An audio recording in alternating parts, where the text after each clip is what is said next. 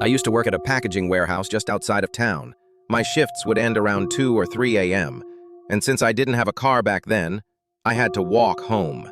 It wasn't far, maybe a 15-minute walk, and the streets were usually empty.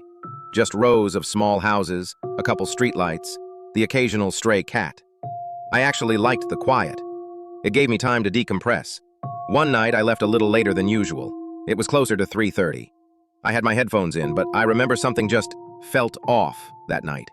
Like the silence wasn't peaceful. It was too quiet, like the air was holding its breath.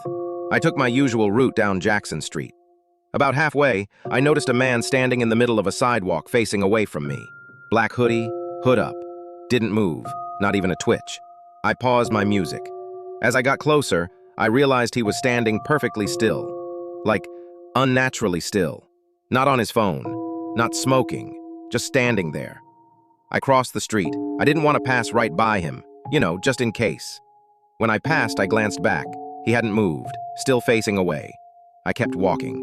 3 blocks later, I crossed back over. My street was coming up. I was almost home.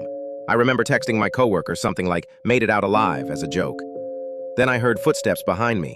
Not fast, not running, just slow, even steps. I stopped. They stopped too. I didn't look back right away.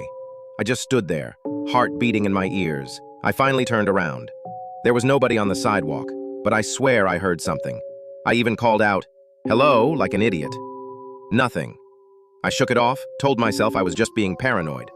2 houses from mine, I reached into my pocket to grab my keys. That's when I realized my phone, which I'd just used to text, was gone. Not in my pocket, not on the ground. I retraced a few steps, looked everywhere, nothing. I went inside, still kind of shaken, and used my laptop to ping my phone. Guess where it pinged? The middle of Jackson Street, right where that guy had been standing. I reported it stolen, shut it off remotely, and just tried to forget it. Bought a new phone a week later. But then, it got worse.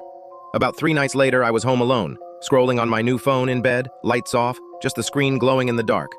I got an AirDrop request. It was a photo, from an unknown device. The preview showed a picture of me, walking, taken from behind. I declined it. Then, another request. Another picture.